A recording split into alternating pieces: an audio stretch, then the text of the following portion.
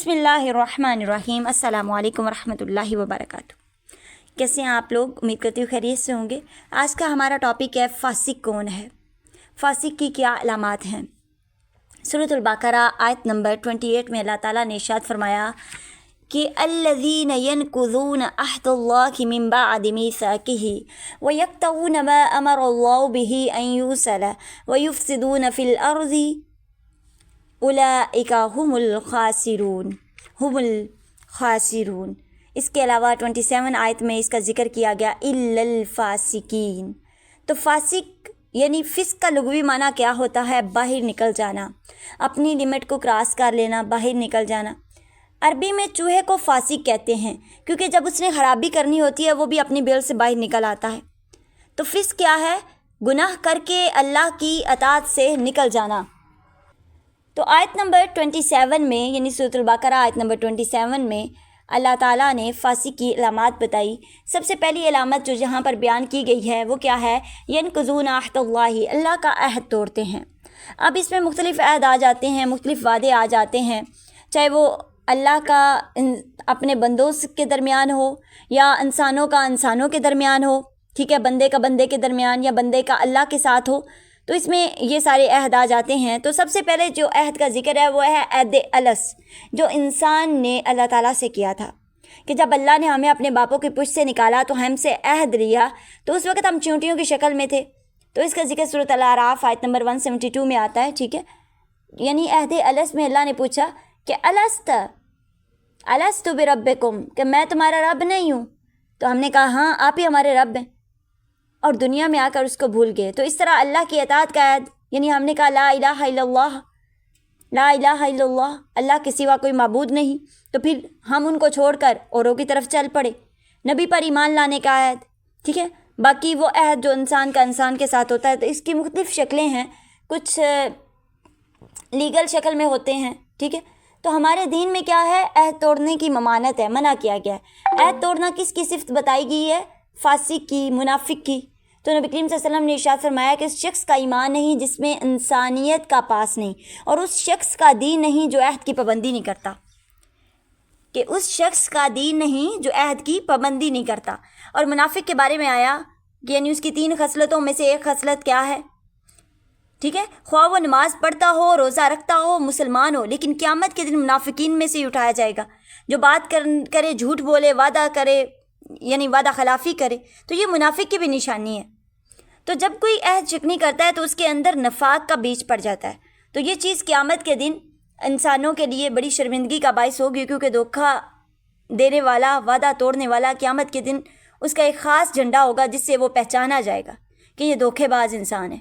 जैसे हम आम तौर पर बंदों से वादा कर लेते हैं फिर पूरा नहीं करते, हम वादे को कोई अहमियत नहीं देते, और बाज़ मौक़ों पर वादे किए जाते हैं, किसी को कुछ देने का वादा किया, ठीक है, कमिटमेंट की, लेकिन क्या किया, किसी का काम करने का वादा किया, फिर उसको पूरा नहीं किया।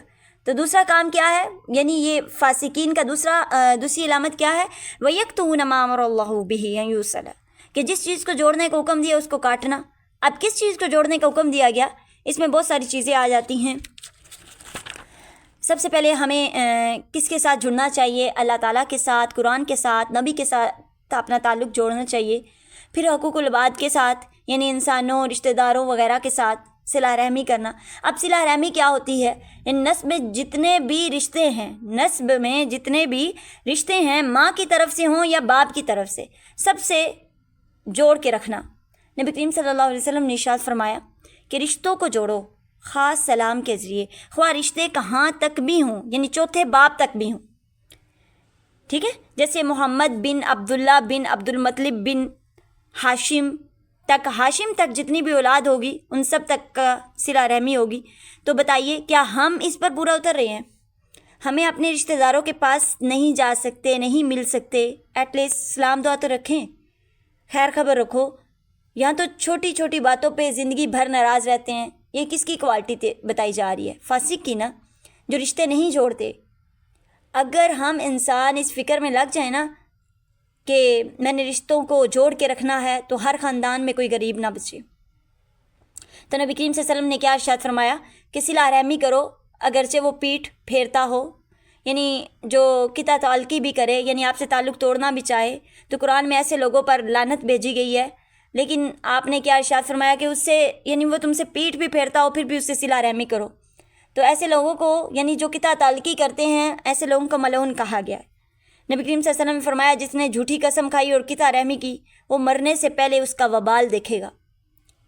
تو قطع تعلقی انسان کے اعمال کی قبولیت میں رکاوٹ ہے. تو نبی کریم صلی اللہ علیہ وسلم نے ایک اور جگہ ارشاد فرمایا بے شک بنی آدم کے اعمال ہر جمعرات کو پیش کیے جاتے ہیں اور کسی قطع رحمی کرنے والے کے اعمال قبول نہیں کیے جاتے. اور اگر ناراضگی میں کوئی مر گیا تو آپ صلی اللہ علیہ وسلم نے فرمایا جس نے اپنے بھائی کو 3 دن چھوڑے رکھا اور وہ مر گیا تو آگ میں جائے گا. استغفر اللہ. دیکھیں صلہ رحمی کا کتنا زیادہ حکم ہے. صلہ رحمی اور امانت پل صراط کے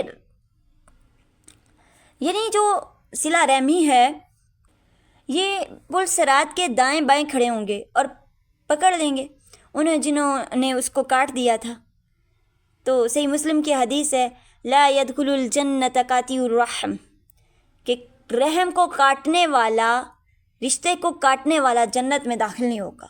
اور منافقین اور فاسقین کی کیا خرابی ہے کہ وہ کیا کرتے ہیں، قطع تعلقی کرتے ہیں، صلہ رحمی نہیں کرتے. تو تیسری صرف کیا بیان کی گئی وَيُفْسِدُونَ فِي الْأَرْضِ اور زمین میں فساد کرتے ہیں. جہاں جاتے ہیں لڑائی جھگڑے کرتے ہیں. فساد 2 طرح کے ہوتے ہیں، ایک ہوتا ہے مانوی اور ایک ہوتا ہے حصی. حصی یعنی جو ظاہر ہوتا ہے، مانوی جو چھپا ہوا ہوتا ہے. ٹھیک ہے، تو یعنی مانوی اور حصی دونوں طرح کا جو فساد ہے یہ کس کی علامت ہے؟ فاسق کی علامت ہے.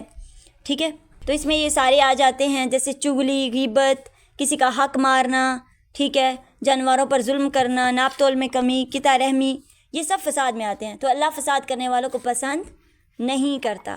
تو یہ تھے فاسقین کی علامات قرآن کے ریلیٹڈ، یعنی قرآن میں جن کا ذکر کیا گیا. تو اللہ تعالی ہمیں فاسق بننے سے بچائے، آمین. السلام علیکم ورحمۃ اللہ.